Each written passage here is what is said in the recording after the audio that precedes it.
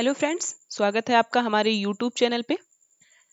हम लोग पढ़ रहे हैं अपना मध्यकालीन भारत, जिसमें हिस्ट्री का एक एक पॉइंट हम लोग सीरीज वाइज कवर कर रहे हैं। ठीक है, हम लोग अभी तक इस्लाम धर्म के उदय और अरब आक्रमण के बारे में पढ़े थे। ठीक है, आज हम लोग तुर्क के बारे में पढ़ेंगे, लेकिन उसको पढ़ने से पहले हम बात कर लेते हैं अपने ऐप के बारे में। जैसा कि आप स्क्रीन पे हमारे ऐप का लोगो देख रहे हैं, सत्यम क्लासेस के नाम से आपको दिख रहा होगा। ठीक है, ये ऐप आपके टीचिंग से रिलेटेड कोई भी आप कोर्स कर रहे हैं टीचिंग से रिलेटेड, उन सब के लिए बहुत ही ज़्यादा यूजफुल है। अगर आप डीएलएड यूपी में जो डीएलएड होता है, अगर आप डीएलएड कर रहे हैं तो ये आपके फोर्थ सेमेस्टर, जो डीएलएड फोर्थ सेमेस्टर है, उसके लिए बहुत यूजफुल है। क्योंकि इस ऐप पर आपको डीएलएड फोर्थ सेमेस्टर का एसएसटी का और मैथ का, ठीक है, एसएसटी और मैथ का पेड कोर्स मिल जाएगा। आप चाहें तो इनको अलग अलग ले सकते हैं, और अगर आप चाहें तो इनका कॉम्बो कोर्स भी ले सकते हैं। दूसरी चीज, टीचिंग से रिलेटेड जो आपके डीएलएड हैं उससे रिलेटेड सारे सेमेस्टर की बुक्स और प्रीवियस ईयर पेपर भी आपको यहाँ पे प्रोवाइड कर दिए गए हैं पीडीएफ फॉर्म में। और ये पेपर जो है ये आपको सॉल्व फॉर्म में यहाँ पे मिल जाएंगे, वो भी फ्री ऑफ कास्ट। आपको इसके लिए एक भी रुपए नहीं देना है, आप फ्री स्टडी मटेरियल के तौर पे जा करके इन बुक्स को और पेपर्स को देख सकते हैं। ठीक है, और जो 1 जून है, ठीक है, 1 जून से हम लोगों का नया बैच स्टार्ट होने वाला है। टेट और सीटेट के लिए हमारा एक नया बैच स्टार्ट होने वाला है। अगर आप चाहते हैं तो आप खुद को यहाँ पे एनरोल करा सकते हैं। ठीक है, आप हमारा ऐप डाउनलोड कर लीजिए, आपको सारी चीजें खुद समझ में आ जाएंगी। ठीक है, कैसे क्या करना है, आपको वहाँ पे हमारा कॉन्टेक्ट नंबर भी मिल जाएगा, ठीक, जिसके थ्रू आप हमसे जुड़ सकते हैं। ठीक है, तो ये हमारे ऐप के बारे में हो गया। ठीक, चलिए तो हम स्टार्ट करते हैं आज की अपनी क्लास। तो आज के क्लास में हम क्या पढ़ेंगे, तुर्क आक्रमण के बारे में पढ़ेंगे कि भारत पर तुर्कों का आक्रमण कैसे हुआ था। ठीक है, उसके लिए हम पहले एक पूरा का पूरा स्ट्रक्चर बनाएंगे और उस स्ट्रक्चर को समझेंगे कि भारत पर तुर्क का आक्रमण कैसे हुआ। तो आप लोग भी इसको बना सकते हैं। तुर्क आक्रमण आप ऐसे लिखिए, पहले भारत पर तुर्कों का जो आक्रमण हुआ था, ठीक है, तुर्कों का जो आक्रमण हुआ था उसमें आपको अलफ्तगीन का नाम मिलेगा। ठीक है, अलफ्तगीन का नाम मिलेगा। ये हम बहुत आपको डिटेल हिस्ट्री बता रहे हैं। ये आपके वनडे एग्जाम के लिए, कोई भी आप यूपी लेवल पे या कह सकते हैं कि पूरे इंडिया लेवल पे आप जो भी एग्जाम देंगे, सारे वनडे एग्जाम के लिए ये बहुत इंपॉर्टेंट है। ठीक है, अलफ्तगीन जो था, आप लोग गजनी साम्राज्य के बारे में सुने होंगे। ठीक है, गजनी साम्राज्य, तो ये गजनी साम्राज्य का संस्थापक था। क्या क्या था, गजनी साम्राज्य का संस्थापक था। ठीक है, गजनी साम्राज्य का संस्थापक था। अलफ्तगीन के बाद आपको सुबुक्तगीन नाम मिलेगा, सुबुक्तगीन नाम मिलेगा। ठीक है, सुबुक्तगीन के बाद आपको महमूद गजनवी का नाम मिलेगा। ठीक है, किसका नाम मिलेगा, महमूद गजनवी का नाम मिलेगा। आज के क्लास में हम लोग महमूद गजनवी के बारे में अच्छे से डिस्कस करेंगे। ठीक है, क्योंकि इसने भारत पे ऐसे ऐसे आक्रमण किए कि भारत के बहुत बड़े मंदिर, सोमनाथ मंदिर का जो फेमस कह सकते हैं, एक बहुत बड़ा फेमस मंदिर है, उसको भी लूट करके ले गया। ठीक है, तो महमूद गजनवी के बाद, महमूद गजनवी के बाद एक और आते हैं, मोहम्मद गोरी। ठीक है, कौन आएंगे, मोहम्मद गोरी। मोहम्मद गोरी को आप लोग देखेंगे। तो इस तरीके से हमें पढ़ना है महमूद गजनबी और मोहम्मद गोरी के बारे में। ठीक है, मोहम्मद गोरी को और अगर आप अच्छे से देखें तो इसके बहुत सारे दास थे। ठीक है, इसके बहुत सारे दास थे, जिसमें आप लोगों को आगे मिलेगा ऐबक। ठीक है, ऐबक मिलेगा। ठीक, ऐबक मिलेगा, कुतुबुद्दीन ऐबक, इल्तुतमिश मिलेगा। ठीक है, जो ऐबक का गुलाम था, इल्तुतमिश ऐबक का गुलाम था। ठीक है, तो यहाँ से गोरी के बाद जो यहाँ से स्टार्ट होता है, तो यहाँ से हमारा दास वंश शुरू हो जाएगा और दिल्ली सल्तनत शुरू हो जाएगा। ठीक है, तो आप एक स्ट्रक्चर ऐसे डायरेक्ट बना सकते हैं कि पहले अलफ्तगीन, सुबुक्तगीन, महमूद गजनबी और मोहम्मद गोरी। ठीक, चलिए अब हम देखते हैं कि जो महमूद गजनबी था, महमूद गजनवी जो था उसके आक्रमण के समय, या हम कह सकते हैं तुर्क आक्रमण के समय, भारत में जो राजा थे वो कौन कौन से थे। ठीक है, तो ये पॉइंट आप नोट डाउन करके लिख सकते हैं। तुर्क आक्रमण के समय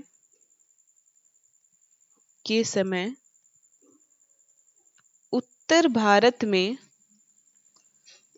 भारत में चौहान राजा हुआ करते थे। ठीक है, चौहान राजा हुआ करते थे।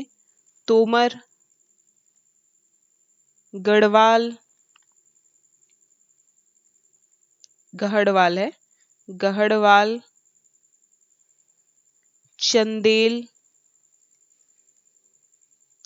चंदेल, चालुक्य। ठीक है, तो इन सब लोगों का उत्तर भारत में राज्य हुआ करता था। ठीक है, आप इस पॉइंट को नोट डाउन कर लीजिए और याद रखेंगे कि कौन कौन से राजाओं का समय था जब भारत पे तुर्क आक्रमण हुआ। ठीक है, आप लोगों को बता दें कि बहुत सारे बच्चे क्या होते हैं, कंफ्यूज हो जाते हैं, वो भूल जाते हैं कि कब किसका शासन काल था। ठीक है, जैसे उनको तो याद रहेगा कि चौहान वंश क्या था, तोमर वंश कौन था, गजनवी कौन था। ठीक है, ये सारी चीजें याद रहेंगी, लेकिन उनको क्लियर नहीं हो पाता कि किस टाइम पे कौन से राजा कहाँ पर थे। उनके माइंड में सिर्फ एक ही चीज चलती है कि एक टाइम पे एक ही राजा का चीज चलता है। ठीक है, लेकिन भारत तो बड़ा है, पूरे भारत पे एक राजा का तो राज्य हो नहीं सकता। तो एक ही समय पे भारत के अलग अलग हिस्सों में अलग अलग राजाओं का राज्य हुआ करता था। ठीक है, तो आप लोग याद रखेंगे कि जो महमूद गजनवी था, वो जब भारत पे आक्रमण किया तो उस समय क्या था कि भारत पे चौहान, तोमर, गढ़वाल ऐसे करके कुछ राजवंशों का राज्य हुआ करता था। अब हम बात करते हैं महमूद गजनवी के बारे में डिटेल से। ठीक है, तो आप स्क्रीन पे देख रहे होंगे, ये महमूद गजनवी का आपको इमेज एक दिखाई पड़ रहा होगा। तो चलिए इसके बारे में डिस्कस करते हैं। पहला पॉइंट आप नोट करेंगे कि ये जो है महमूद गजनवी जो है, ये गजनी प्रदेश का निवासी था। कहाँ का निवासी था? गजनी प्रदेश का निवासी था। महमूद गजनवी कहाँ का था? गजनी प्रदेश का निवासी था। और इसने भारत पर 17 बार आक्रमण किए। कितने बार आक्रमण किए? भारत पर 17 बार आक्रमण किया। ठीक है, अब आप सोच सकते हैं कि एक बार कोई आक्रमण करता है तो किस तरह से विध्वंस मचाता है, लेकिन इसने भारत पर लगातार 17 बार आक्रमण किए। और जो वो आक्रमण है, वो जो आक्रमण उसका टाइम आप देखेंगे तो 1001 से लेकर के 1027 के बीच में आपको मिल जाएगा। ठीक है, 1001 से लेकर के 1027 तक मिल जाएगा। लेकिन जो इसमें फेमस है ज्यादा ना, वो 1025 वाला फेमस है, इसलिए लोग वहीं तक रुक जाते हैं, 27 तक नहीं देखते हैं। ठीक है, लेकिन ये पूरी चीजें 1027 तक चलती हैं। ठीक, तो आप इस पॉइंट को नोट डाउन कर सकते हैं, याद रखेंगे इसको आप लोग कि महमूद गजनवी ने भारत पे कितनी बार आक्रमण किया था? 17 बार आक्रमण किया था। निवासी कहाँ का था? तो ये निवासी था गजनी प्रदेश का। ठीक है, चलिए नेक्स्ट पॉइंट पे आ जाते हैं। तो अगली चीज महमूद गजनवी के बारे में कि जो इसका पहला आक्रमण था, पहला आक्रमण कहाँ पर हुआ? तो महमूद गजनवी का पहला आक्रमण जो है, वो एक राजा थे जो हिंदू राजा थे। ठीक है, महमूद गजनवी का पहला आक्रमण हिंदू राजा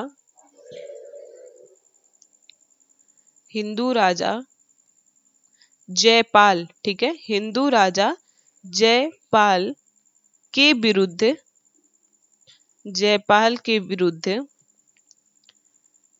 1001 में हुआ। ठीक है, 1001 में हुआ। अब इसे किस युद्ध के नाम से जानते हैं?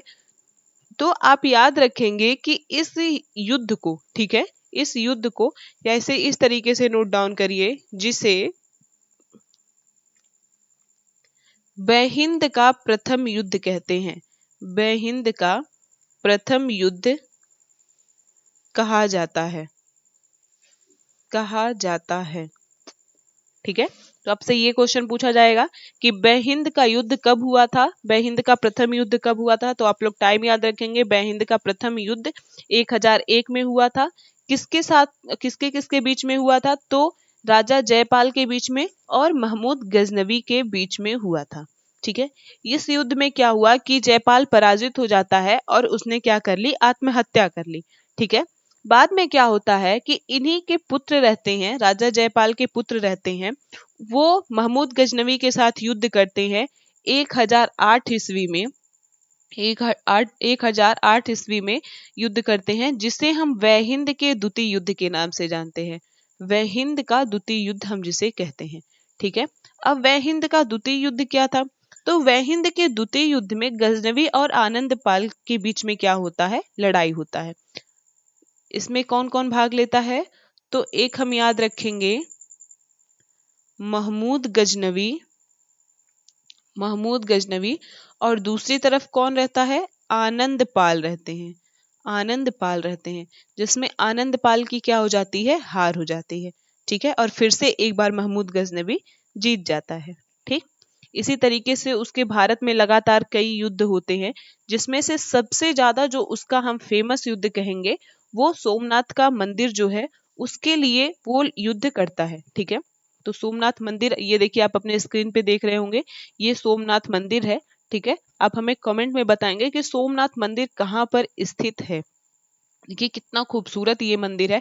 ऐसा माना जाता है कि यहाँ पे बहुत धन था, बहुत ही ज्यादा पैसा था, सब लूट करके जो महमूद गजनवी है वो यहाँ से उठा करके गजनी प्रदेश लेकर के चला गया। ठीक है। तो आप इस पॉइंट को नोट डाउन करिए, इस पॉइंट को आप नोट डाउन करिएगा। गजनवी ने, गजनवी ने 1025 ईस्वी में, 1025 ईस्वी में, 1025 ईस्वी में सोमनाथ मंदिर, सोमनाथ मंदिर का प्रसिद्ध आक्रमण किया, मंदिर का प्रसिद्ध आक्रमण किया। ठीक है। तो इस तरीके से जो ये आपका सबसे ज्यादा फेमस है, ये जो गजनवी का एक फेमस युद्धों में गिना जाता है, 1025 का जो सोमनाथ मंदिर पर आक्रमण हुआ था, ये सबसे ज्यादा फेमस था।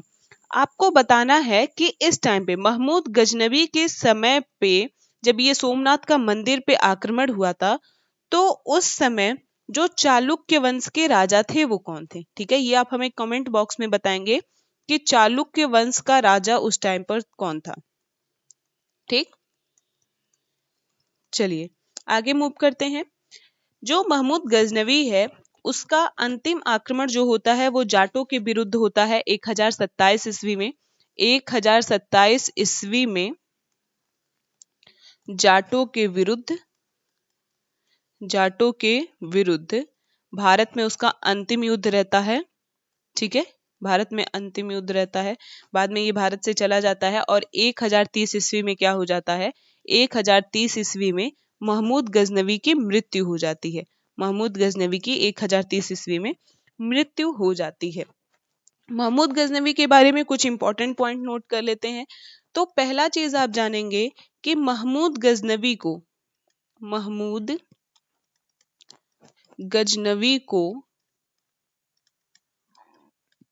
मूर्ति भंजक कहा जाता है। क्या कहा जाता है, मूर्ति भंजक कहा जाता है। मूर्ति भंजक और बुत शिकन भी कहा जाता है। क्या कहा जाता है, बुत शिकन कहा जाता है। क्यों कहा जाता है, क्योंकि ये भारत में बहुत सारे मंदिरों को तोड़ दिया, बहुत सारे मूर्तियों को तोड़ दिया और भारत के बहुत सारे मंदिरों को लूट करके ले गया। ठीक है। तो ये पॉइंट आप लोग नोट डाउन रखेंगे कि मूर्ति भंजक और बुत शिकन किसे कहा जाता है, तो महमूद गजनवी को कहा जाता है। ठीक है। वो भारत पे आक्रमण इसीलिए किया था क्योंकि वो बहुत ज्यादा धन लूटना चाहता था भारत से। ठीक है। भारत से क्या करना चाहता था, धन लूटना चाहता था, इसीलिए उसने भारत पे बहुत सारे आक्रमण किए। ठीक। अब आगे हम बात करते हैं महमूद गजनवी के बारे में, जो इम्पोर्टेंट पॉइंट है। तो आप याद रखेंगे महमूद गजनवी, महमूद गजनवी के साथ, महमूद गजनवी के साथ फिरदौसी, फिरदौसी, उतबी, अलबरूनी, अलबरूनी तथा बेहाजी, तथा बेहाजी नामक इतिहासकार भारत आए। इतिहासकार भारत आए। ठीक है, ये पूछा जाता है कि फिरदौसी किसके साथ भारत आया था या उत्बी किसके साथ भारत आया था। तो आप लोग याद रखेंगे कि जो फिरदौसी, उत्बी, अलबरूनी, बेहाजी ये सब इतिहासकार हैं, ये किसके साथ भारत आए थे? तो ये महमूद गजनवी के साथ भारत आए थे। ठीक है, आगे हम देखते हैं अलबरूनी के बारे में हम लोग पढ़ लेते हैं, क्योंकि अलबरूनी के बारे में बहुत कुछ पूछा जाता है। ठीक है, अलबरूनी के बारे में हम लोग देख लेते हैं। तो जो अलबरूनी था, ठीक है, जो महमूद गजनवी के साथ भारत आया था, अलबरूनी जो था वो खीवा को ही हम ख्वारिज्म के नाम से जानते हैं। किस नाम से जानते हैं? ख्वारिज्म के नाम से जानते हैं। वो ख्वारिज्म या खीवा का रहने वाला था। ठीक है, या उसको हम निवासी कह सकते हैं कि वो खीवा का निवासी था। ठीक, और इसके बारे में जो बहुत फेमस कह सकते हैं कि एक बात प्रचलित है कि पुराणों और उपनिषदों का अध्ययन करने वाला, ठीक है, पुराणों व उपनिषदों का, पुराणों व उपनिषदों का अध्ययन करने वाला